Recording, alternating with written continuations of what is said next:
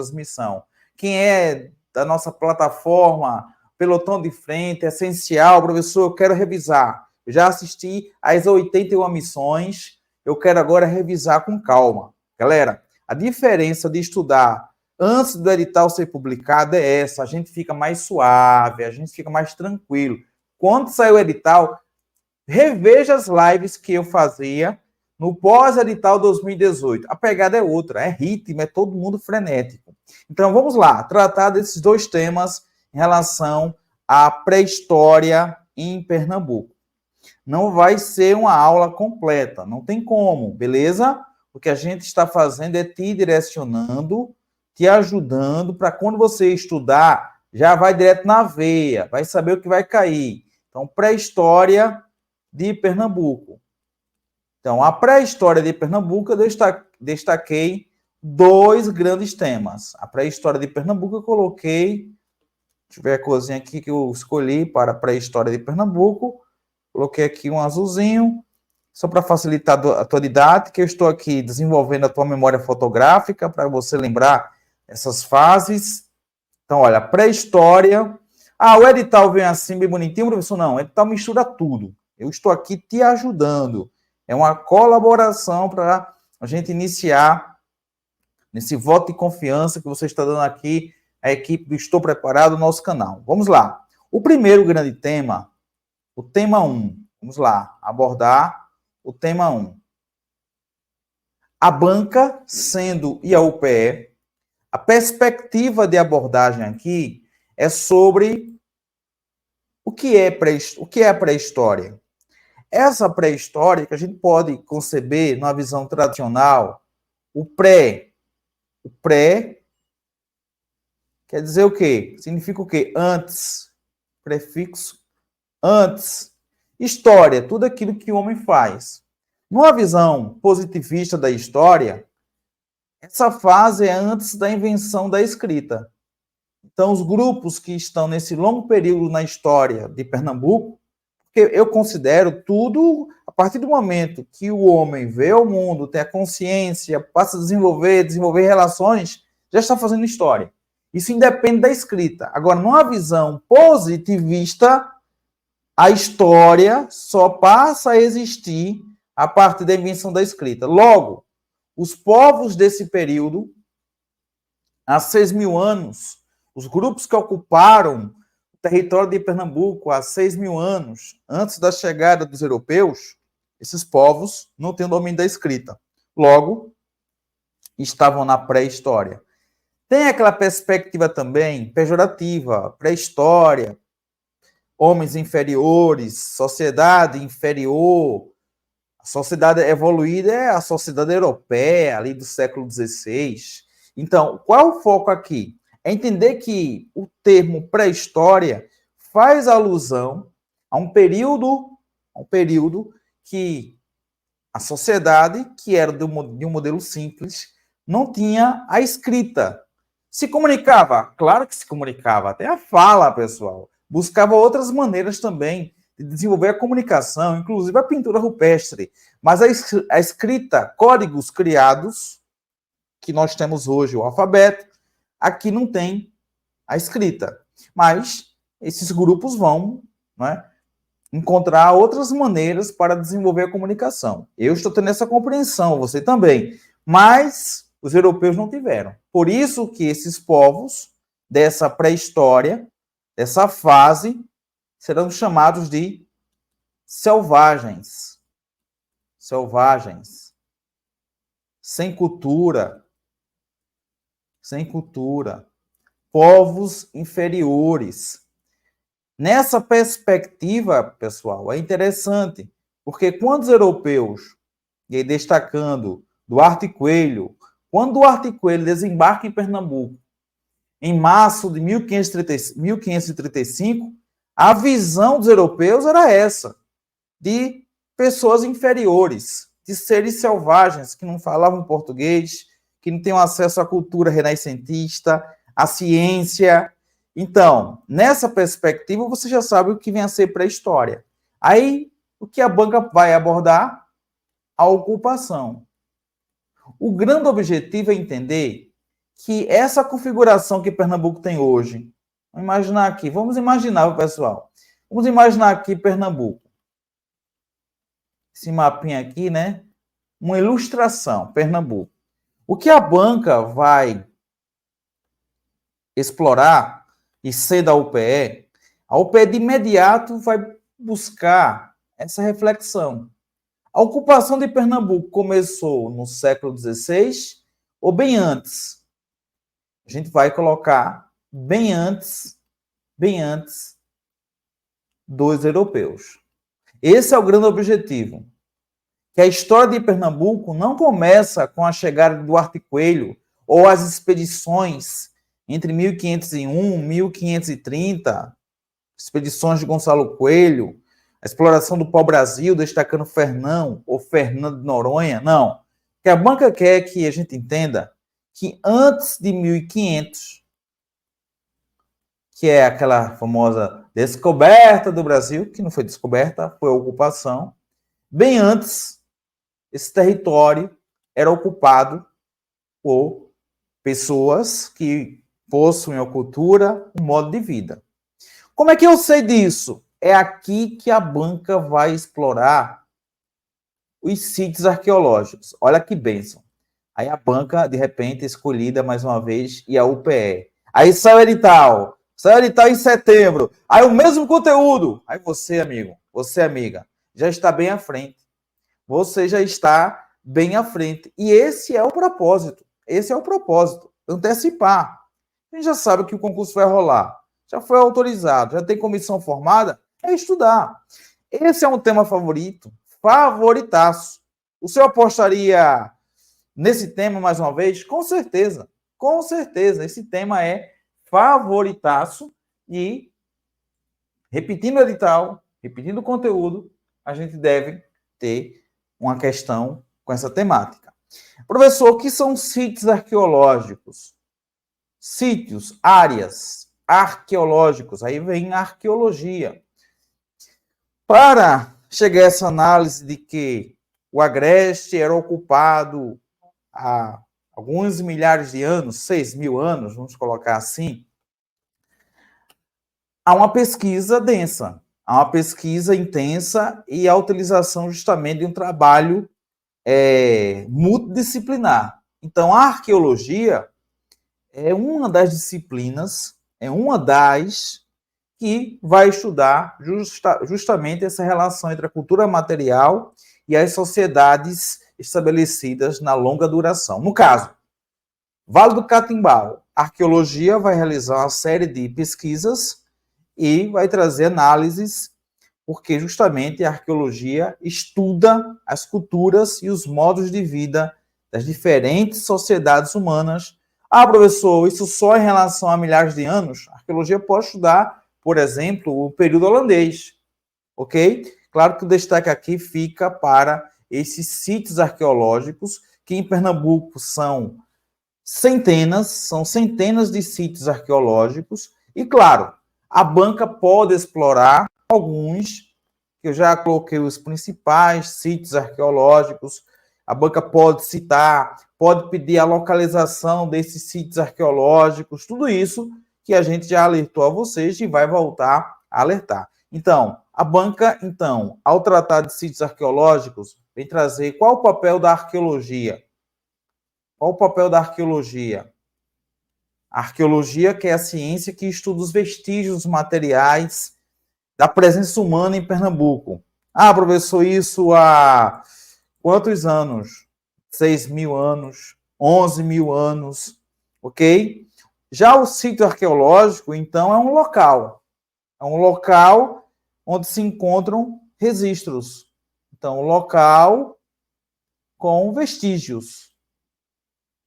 Local com vestígios da presença humana, ok? E a arqueologia vai fazer o estudo desses objetos encontrados e os especialistas vão trazer uma data, uma aproximação, tá? A datação que é aproximada, beleza? Então, 2 pontos para você se ligar. Sítios arqueológicos, o papel da arqueologia. Entender que a ocupação de Pernambuco ocorreu há milhares de anos. Professor, em relação aos sítios arqueológicos, essas áreas que encontramos vestígios da presença humana antes da chegada dos europeus, esses sítios só existem no interior de Pernambuco? Não, tem no litoral? Tem sim. Agora, o destaque fica principalmente para o agreste de Pernambuco. Pegando essa parte aqui, olha. O agreste de Pernambuco tem uma presença aí de aproximadamente 184 sítios arqueológicos, e a banca destacou isso no concurso 2018. Há também presença de sítios arqueológicos no sertão. No sertão. Mais de 160 sítios arqueológicos. E no litoral também encontramos sítios arqueológicos. Também. Porém, os favoritos a serem trabalhados numa prova que a banca IAUPE seja a organizadora. Os favoritos, né, destacando nos municípios de Venturosa, sítio Pedra do Tubarão, sítio de Periperi, Pedra Furada, o favoritaço, destacando aí o Parque Nacional, né, do Catimbau, destacando aí justamente o Vale do Catimbau. E aí, claro, né, a gente vai dar o destaque para o sítio lá em Buíque, né, de Alcobaça, que foi o mais citado em Buíque, o mais citado, tá? Alcobaça até agora pela prova, pela banca e a UPE. Então, meus amigos, vocês estão percebendo que o trabalho é árduo, requer paciência, requer tranquilidade para você abordar os sítios arqueológicos no Agreste e no Sertão. Uma outra perspectiva que eu tenho trabalhado já há um bom tempo, e se cair na prova 2023 ou início de 2024, que o concurso pode rolar, a prova pode rolar no início de 2024, destacar as pinturas rupestres. Quem é aluno do presencial sabe que eu dou em cima aqui, olha. Não caiu até agora nada, mas eu sinto que a banca pode trabalhar as tradições nas pinturas rupestres. Quais tradições, professor? Nunca ouvi falar nisso. Quem está aqui pela primeira vez, se ligar. É uma questão que eu considero um nível de dificuldade, um nível elevado, porque a banca pode trabalhar as tradições. As tradições. Destacando a tradição agreste, que caiu em 2018, a tradição nordeste e tem a tradição itacoatiara. Professor, o senhor vai abordar depois com calma, uma a uma, com certeza. Nem esquenta a cabeça. Meu compromisso é esse. A gente vai trabalhar todo o edital aqui no YouTube. Todo o edital. Ah, professor, e se sair o edital diferente? A gente se adapta. Não tem problema. O importante é que você vai conseguir a aprovação. Que a farda vem. Isso é o mais importante. Então, tradição agreste, tradição nordeste e tradição itacoatiara. Ficou aqui bem apertadinho, mas vou colocar aqui, olha, tradição itacoatiara. Quando você for estudar, dê ênfase a esses pontos, beleza? Então, tema 1, destacando a ocupação pré-histórica e os sítios arqueológicos em Pernambuco. São poucos sítios arqueológicos, professor. Eu coloquei aí aproximadamente 180 no Agreste, 160 no Sertão e outros também no litoral. Então, isso você considera como pouco? Claro que requer investimentos, requer o apoio do governo estadual, governo federal, para que essas pesquisas sejam realizadas. Mas aí, caso seja a UPE, o mais citado até agora foi Alcobaça. 2 vezes a banca já citou nos concursos. Beleza? Vamos agora para o tema 2, ainda neste período chamado Pré-História em Pernambuco. As características socioculturais. Vamos lá, colocar aqui, olha, direitinho aqui, a cor é esse daqui, essa daqui, né? Então vamos lá, tema 2. Tá gostando? Deixe esse like, inscreva-se no nosso canal. Galera, muita honra ter a confiança de vocês, viu?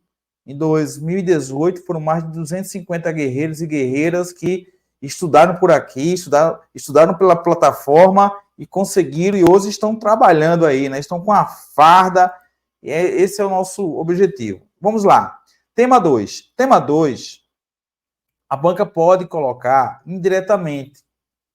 Não abordou em 2016, nem em 2018, uma questão unicamente tratando sobre esses grupos que aqui ocuparam, destacando principalmente no litoral, beleza? Então, o tema 2 vai tratar sobre as características socioculturais. Características socioculturais. E aqui, claro, destacar o litoral de Pernambuco. Então, essa área daqui, ocupada antes dos europeus. E aí vou dar ênfase justamente nessa parte litorânea, né? Parte central, que é Recife hoje, Olinda, e pegando já para Paraíba, né? Deixa eu colocar aqui, olha. Paraíba e aqui Pernambuco. Então, antes da chegada dos europeus, essa área mais ao norte, já pegando a Paraíba, destaque para os Tabajaras. Tabajaras. E os Tabajaras que contribuíram, né, com a presença, contribuíram, né, com os portugueses nesse processo de colonização. Já nessa parte central, pegando já a parte centro-sul, né, do litoral de Pernambuco, destaque para os caetés. Os caetés dificultaram bastante a vida dos portugueses. Os caetés que chegaram a firmar alianças com os portugueses. Daí, tem uma cidade na região metropolitana do Recife.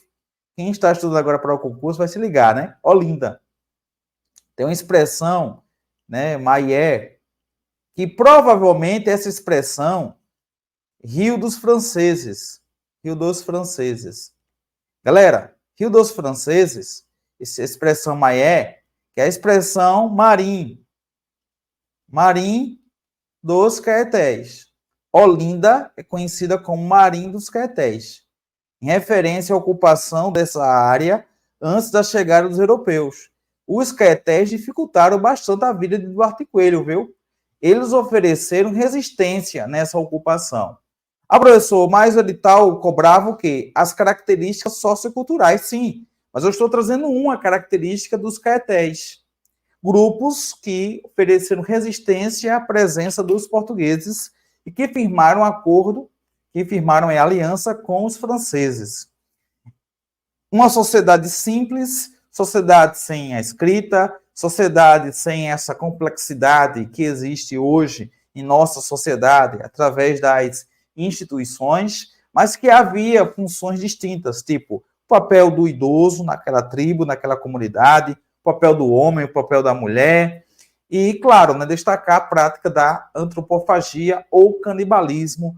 Daí, né, quando fala em canibalismo, os europeus vão colocar aquela imagem de grupos selvagens que degustavam a carne humana, sem trazer a questão simbólica da prática do antropofagismo, né, ou antropofagia, beleza? Então, em relação às características, povos que não conheciam a escrita, os tabajaras, os caetés, a divisão de trabalho é uma divisão simples, em que a mulher tem um papel, assim como o homem, casamento endógamo, ou seja, casamento interno, ou seja, casamento consanguíneo, terras comunitárias, hoje você que estuda direito constitucional, direito à propriedade privada, aqui não, as terras são comunitárias, sociedades de guerreiros, destacando aí esses inimigos, né? E é uma segmentação que os portugueses vão fazer.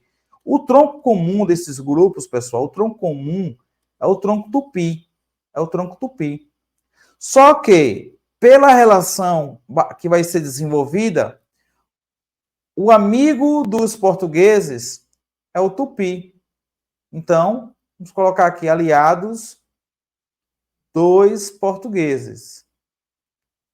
Já aqueles considerados inimigos dos portugueses, os, tá? Aí vou colocar aqui o I em destaque, pessoal, olha, I. I de inimigo, Tapuia. Então, professor, os tabajaras eram tupis, na concepção de aliança com os portugueses, sim. Já os caetés eram o quê? Inimigos. E passam a ser chamados de tapuias. E de inimigo. Olha, você que gosta de bizu, e de inimigo. E aqui destacar os caetés. Meu amigo, só com essa orientação, você já vai matar muitas questões que vocês vão encontrar pela frente. Só que, tá legal? Tá produtivo? Vamos lá para o próximo período. Ah, professor, tá ruim, é melhor terminar essa live agora. Termine. Eu vou dormir, eu vou descansar. Tá sendo produtiva para você. O importante é ser produtiva. Tá sendo produtiva aí para você, amigo? Para você, amiga? Coloca aí nos comentários. É assim, o nível de o padrão, galera, sendo a banca e a UPE, o nível é muito alto. A gente pode falar isso aqui, pode falar outra coisa ali da banca e a UPE, mas em relação à prova de história, é uma prova com nível elevado. O modelo que eu vou trazer já na próxima live, textos, né, fragmento de textos, até as alternativas também longas, com duas a 3 linhas. Então, requer muita concentração e com muitos detalhes. Por isso que a gente vai trabalhar dessa forma. Eu lembro, meu povo, que em 2018, vocês podem até voltar aqui nas lives de 2018, o pessoal ficava lá, professor, não precisa trazer tantos detalhes, não precisa trazer aí tantas coisas pequenas, né, sobre o fato. O que aconteceu? Em 2018, a prova veio lascando, é sério. A prova que abordou esse tema, sítios arqueológicos, citando aí Bom Jardim, que mora em Bom Jardim até, poxa, fui lembrado aqui, ó, lembrou, caiu aqui na prova Bom Jardim, aí em 2018 caiu Bom Jardim, né? Destacando a pedra do Urubu, até eu visitei, né, Bom Jardim, para a gente checar se de fato o que estava na prova 2018 batia, né? E não bateu. Foi por isso que a questão foi cancelada, a questão foi anulada, né? Mas aí, Pedra da Lourdes, Pedra do Mocoseiro, Pedra da Moça, Pedra do Urubu, em Bom Jardim, foram locais citados. Detalhes. Por isso que vamos aí ter que fazer essa abordagem detalhada, beleza? Então, agora vamos para a fase, o período 2. Essa é a live para dar o pontapé inicial nos seus estudos, aquele ritmo. Pernambuco